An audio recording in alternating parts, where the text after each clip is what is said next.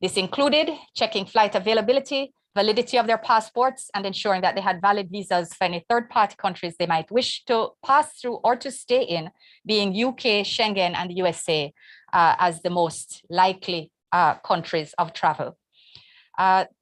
These were also identified as likely countries of transit, and therefore they were asked to make sure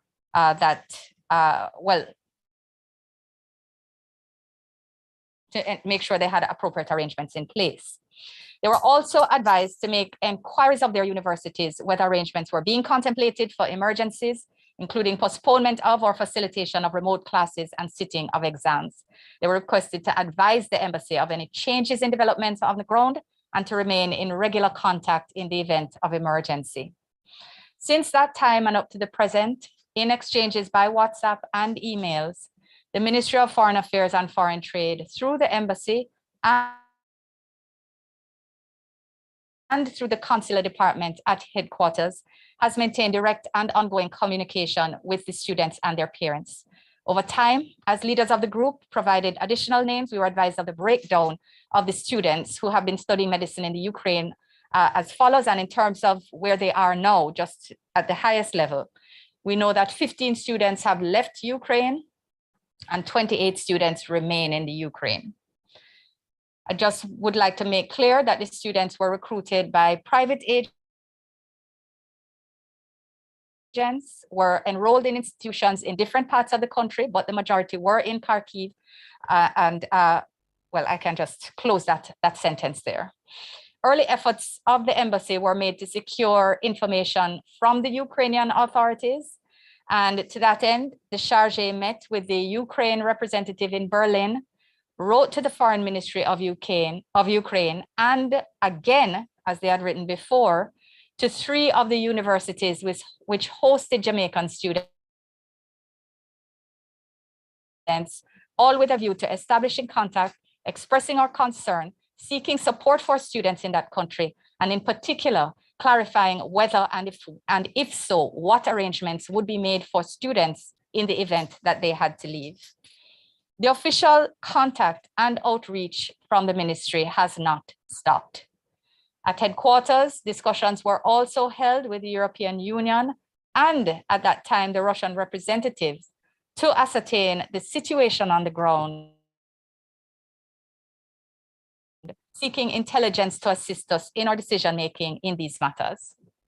As recently as yesterday, that is the 25th of February, a diplomatic note was sent by the Jamaican embassy in Berlin to the Polish Ministry of Foreign Affairs, requesting safe passage for the remaining 28 Jamaican students in Ukraine for onward travel to Jamaica.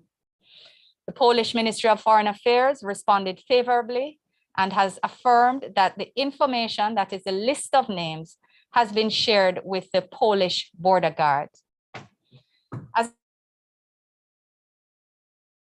I speak to you today, 23 of our students are in Lviv. And this, just to give you a sense of the location, Lviv is usually just under 2 hours away from the Polish border by car. 4 arrived early this morning and 19 by train in the last 2 hours. Partly, reason for my delay is that we learned just about a half an hour ago that 3 of the 22 students who were traveling by train remained on the train. You would recall that in update number 5, we advised that 22 students were traveling from Kharkiv to Lviv. 19 disembarked and are currently in Lviv, joining the 4 who arrived earlier. 3 remained on the train. We have ascertained their names. Our understanding is that they were advised by their parents to remain on the train, but we are seeking to procure further information about their arrangements, including their final destination by way of train. I hope that helps you in understanding why it is that we were late for this press conference. And we do hope to have further information based on our outreach, which is now being made to the parents, and whether they are willing to share any further information. Arrangements have been made for all the students for their accommodation in Lviv for what is anticipated to be only one night before they leave for Poland, all remaining as planned. And I make that point because we have to recognize that this is an uncertain situation, but arrangements are in place. The students leaders, the two student leaders, two of the four who arrived earlier in Lviv, were absolutely indispensable in the process of identifying and securing residential accommodation for the students who are arriving overnight. They've been in constant consultation with Ms. Seeley, and we really have to thank them on their efforts on behalf of the wider student group. They have been of really yeoman service to their colleagues. Transportation arrangements, very difficult to acquire at this time. Transportation arrangements from Lviv to Poland are being finalized. We have all but secured the arrangements, but just again are ensuring, applying some flexibility that we are clear on the actual point of crossing into the port, into Poland tomorrow. It is important that we recognize that the next stage will be another challenging one, given the massive outflow of persons to the border points.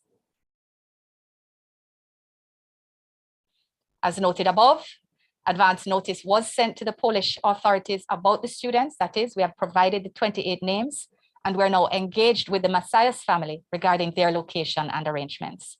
Some persons may be aware from wider reports in the press and by WhatsApp and Facebook that they had privately moved from the Dnipro where they were to Lviv and were making an effort to move towards the border in Poland. They have not crossed. They are still on the Ukraine side, and we are engaged with them to see how we might be able to be of assistance, as they're not at the same border point that is being contemplated for the students and with which we are working with persons on the Polish side. So we are trying to see how we can bring those together.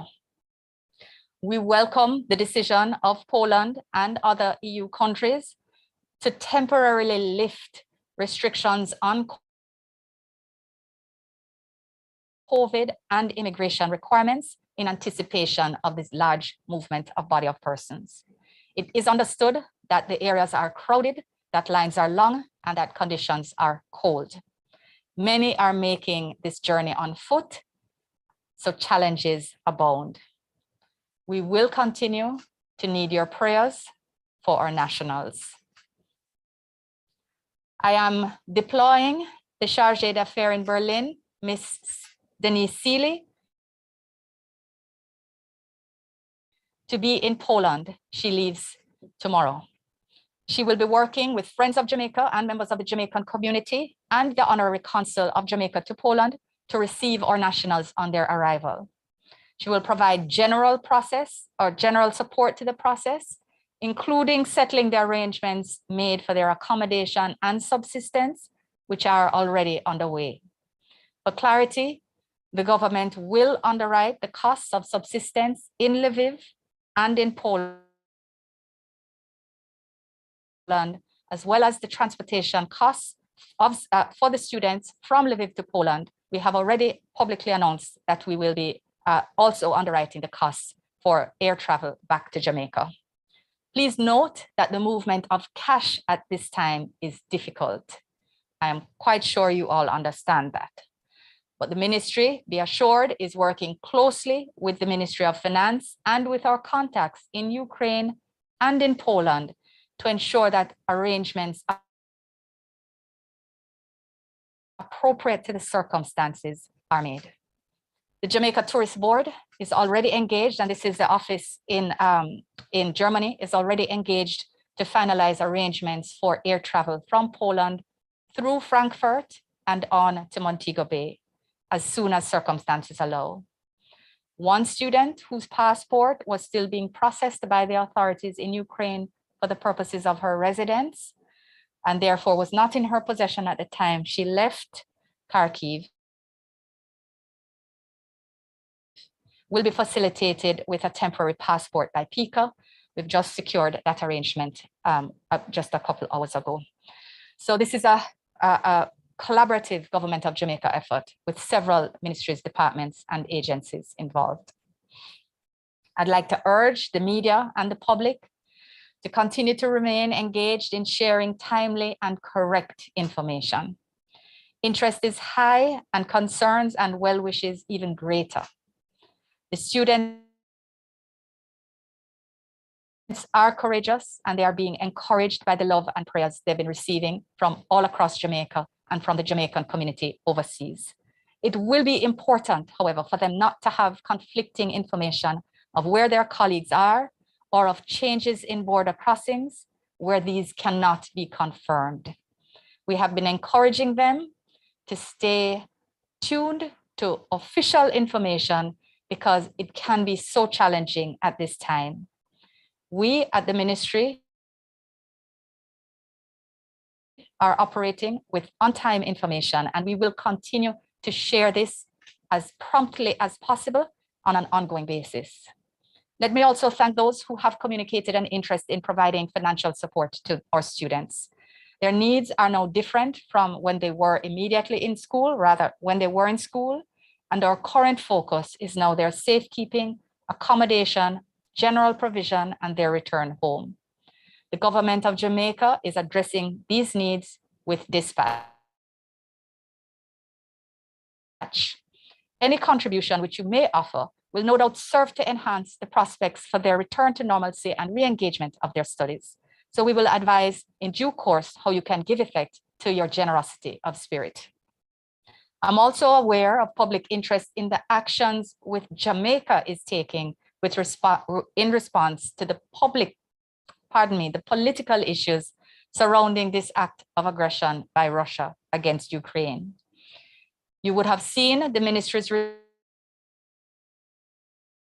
release yesterday by which Jamaica expressed deep concern over the escalation of violence in Ukraine and condemned the clear violation of the United Nations Charter, particularly the obligation to respect the sovereign rights and territorial integrity of states. We denounced this act as a contravention of the principles governing the respect for the sovereignty of states and their territorial integrity. Furthermore, in keeping with the wide condemnation which this action by Russia has engendered, Jamaica joined with and indeed participated in the preparation of the CARICOM statement, joined with the OAS statement as well in their issuance of similar positions. Yesterday, the United Nations Security Council considered a draft resolution on the subject, which Jamaica, as a member of the UN, albeit not in the Security Council, co-sponsored. And when the matter reaches the General Assembly, as is expected, we will no doubt adopt a similar approach. There is no equivocation about where Jamaica stands on this issue. And even now, we hope that good sense will prevail and lead to an immediate cessation in hostilities. Before I close, please allow me to thank Minister Morgan for his invaluable support, particularly during my absence on official travel. I'm deeply grateful to him for his efforts. I'm similarly deeply grateful for the Permanent Secretary and the team at the Foreign Ministry, especially Ms. Seeley at our embassy in Berlin, for their unstinting service in this regard. Many do not know and will probably never know or understand the extent to which the personal and emotional investment is required of members of this ministry team that they expend every day in addressing these and other difficult consular challenges which subsist across the world on a daily basis. And this in addition now to their professional work on behalf of the ministry within the particular desks. I thank them for their service to Jamaica and to our citizens overseas. And I thank you for your kind attention and for your continued prayers for the safe return of our Jamaican students to Jamaica. The floor is now open for your questions. Thank you. Thank you, Minister. So we ask if you have your questions to identify yourself, your name, and you can proceed with your question.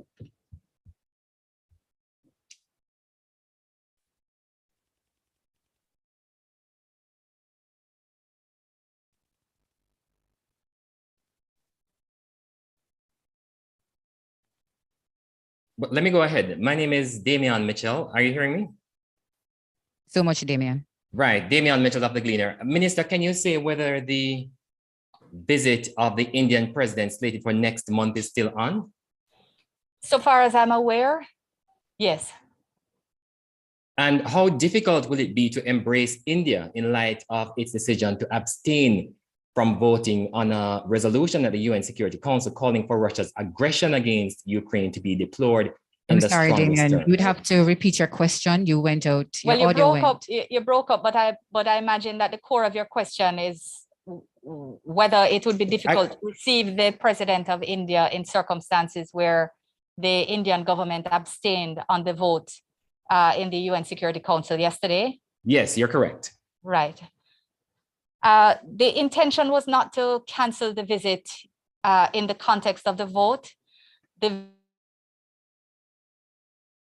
visit had been proposed as part of a three-country visit recognizing not only the 75th anniversary of Indian independence, but the 60th anniversary of diplomatic relations between India and Jamaica, and as a signal of fraternity between our countries in this circumstance. And it was not thought that the vote yesterday would overturn the basis on which this visit had been accepted in the first place.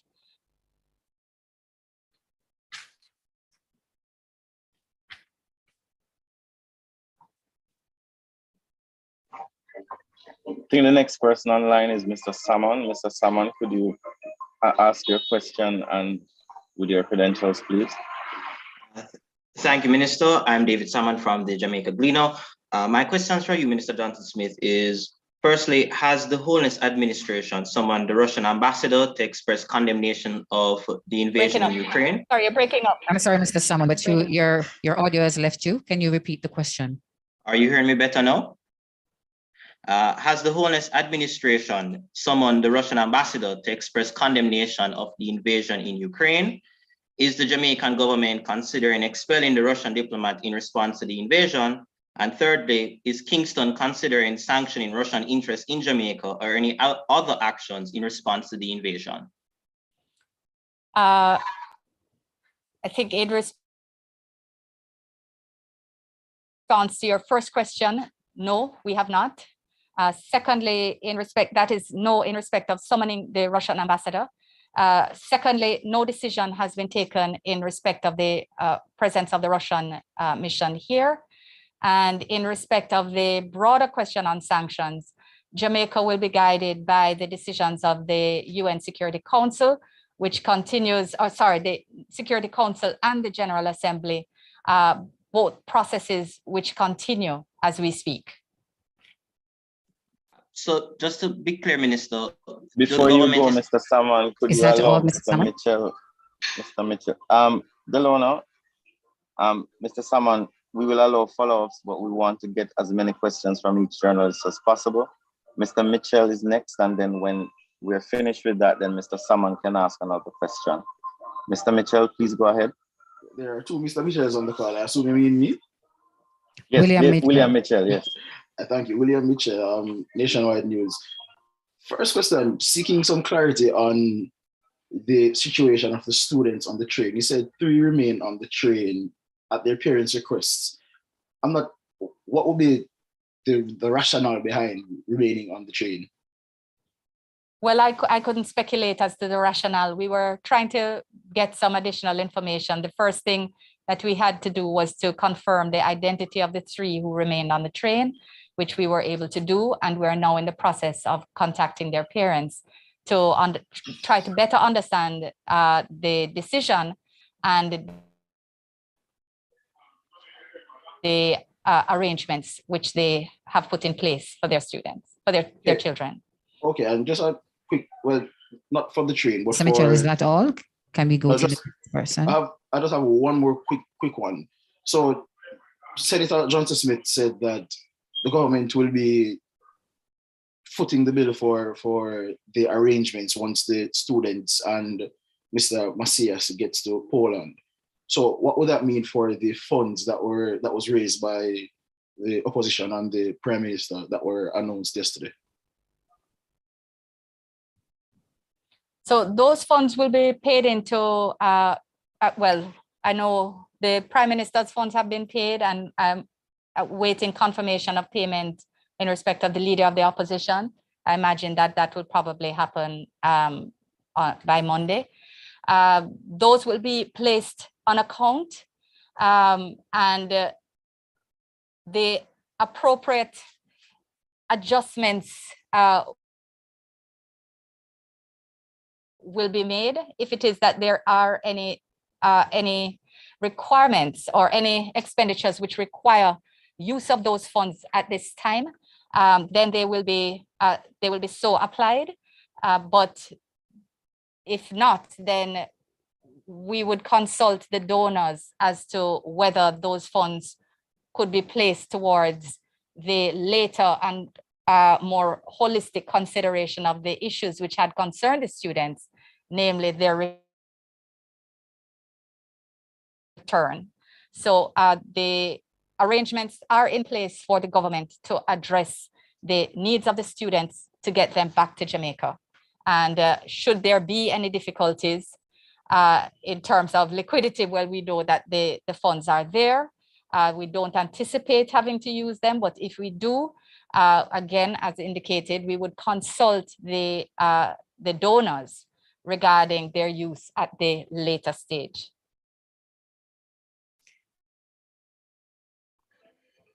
I think Thank you. Mr. I see that Salmon Mr. has a Salmon has follow-up. another follow-up question. Please proceed. Yes, thank you. So Minister just indicated that she'll be guided by the actions of the Security Council. I just want to be clear that we are On GA. Sorry, on the General Assembly. So I just want to be clear at this point in time, if we're not ruling out sanctions. Secondly, has the question of sanctions been brought up with our Caribbean partners? And just lastly, as a follow-up question, we recently saw where some Russian banks are being exempted from the SWIFT banking system. Are there any potential implications for fallout, given that UC Russell is a major player in the Jamaican economy? Sorry, Mr. Salmon, you broke up. I can answer regarding consultations with CARICOM colleagues. No, that has not occurred, but you may, as you may recognize, that I'm actually scheduled to leave Jamaica with the Prime Minister's delegation for CARICOM heads, which starts on Monday. And that is the matter of the hostilities in Ukraine are on the agenda for heads to discuss. So I think generally what would be a better approach, and I know you have asked a specific question regarding Rusal, but these matters are being contemplated more broadly. The regional approach will be discussed at heads as an agenda item, as I've just alluded to. Our national concerns will be discussed by cabinet.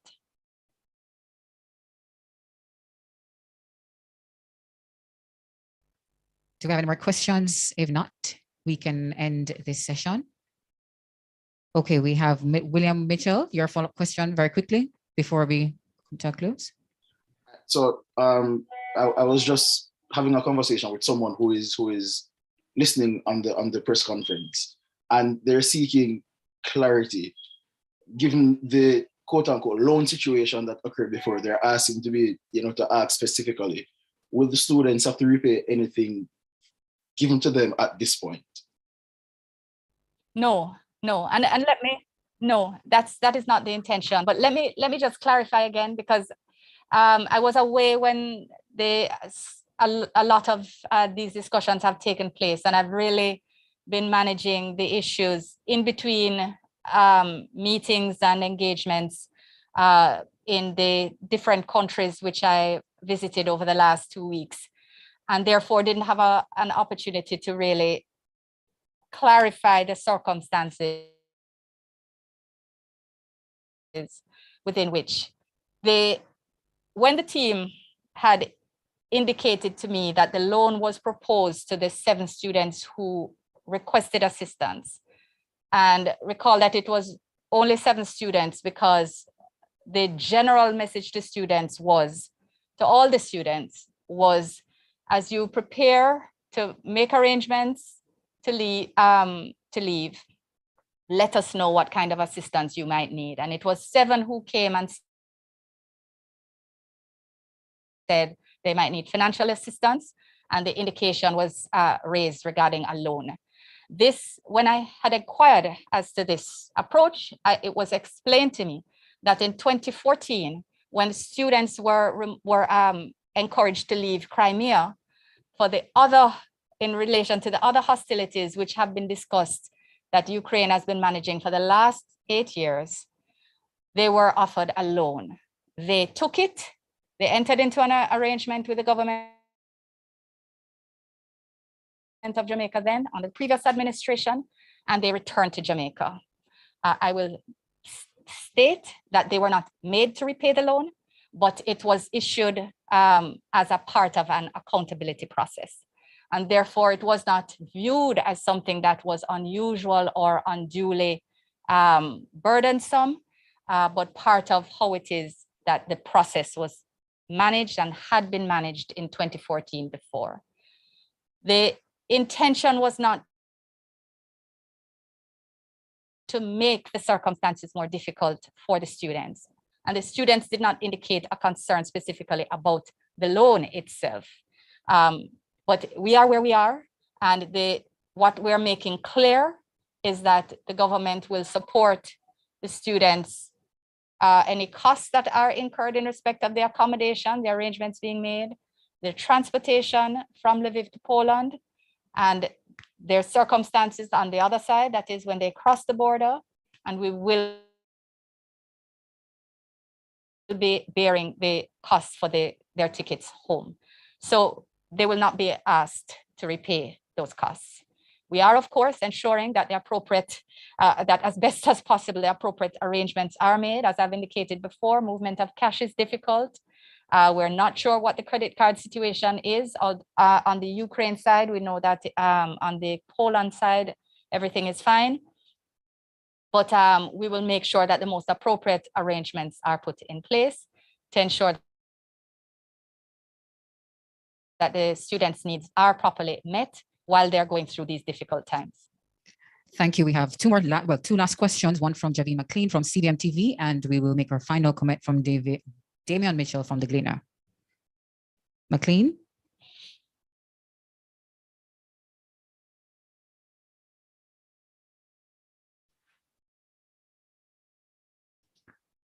Okay, we will proceed with Mr. Mitchell from the Gleaner. Sorry, just a follow-up, Minister. In respect of the accounts of some of the students in the Ukraine, one in particular has said that the students were in limbo for the most part because they needed assistance from the government to intervene on their behalf, certainly with the administration of the universities, to find out what would happen in the event that they leave in respect of their studies. Can you explain why it is that those responses were not, those requests, I beg your pardon, were not responded to? No, I can't. What I can't explain is why these statements are being made, because the ministry, through the embassy, let me not say the ministry, the embassy wrote the universities. All the universities that we got information from, that is where students said that, told us what university they were attending. We wrote them to ask them what the arrangements were, would they make arrangements, and what the arrangements were they to make them. Would they allow for online attendance, for example? And I think we even shared one of the communications from one of the universities,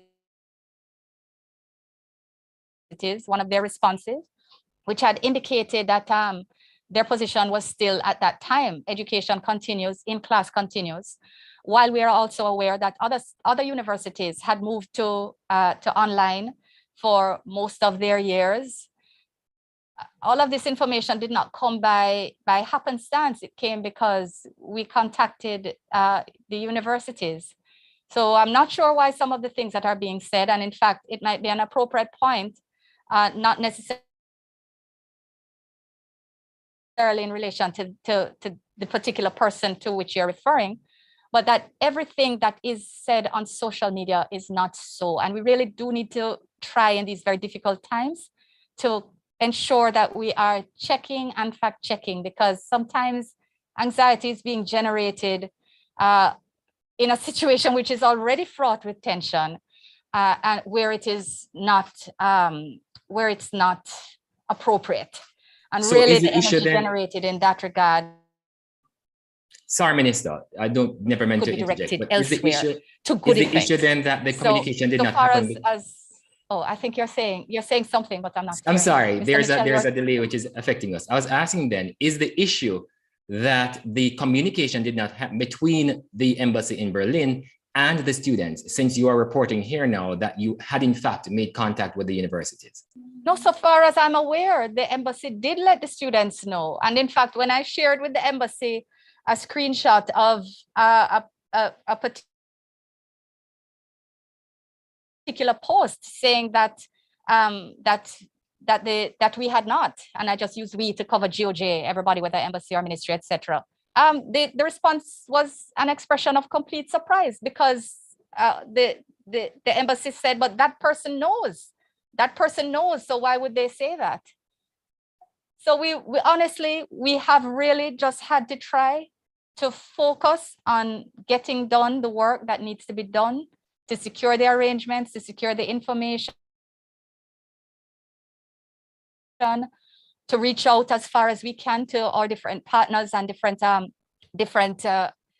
members of the community and Friends of Jamaica to secure the assistance that is needed at this time. And our communication has never stopped. Even when the communication is not coming to us, we have still pushed information out, we have still asked questions, and we have still shared information, and we will continue so to do. Thank you. Thank you so much, Minister, for responding. I think we have ended the question and answer segment. Minister Morgan, do you have any last comments that you would like to add to Minister's statement? I think Ms. McLean from CVM TV still has her hand up.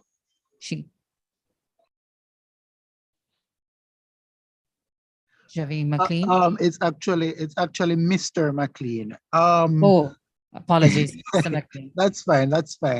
So I just want to confirm from the minister. So the loan that is being offered, by the money that was raised by both the government and the opposition, these funds will not be, the students would not have to pay these back, right? Just to confirm. Yes, there is no requirement to pay anything back. There is no loan currently on the table. No loan. Okay, thank you. You're more than welcome. I think my only comment, and I think Minister was very comprehensive in her articulation of the circumstances, is I have 3 points to make, and they're very short. Point number one, this is a very extraordinary situation.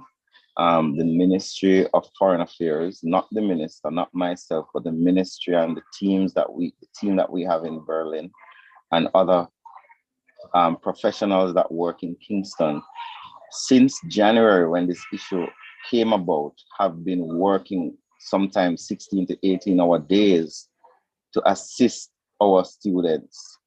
We here in Jamaica have not always been aware of the intentions of the parties who are now in conflict. We have had to make judgment calls based on what we have, the information we have on the news, based on our international partners, based on what is happening on the ground.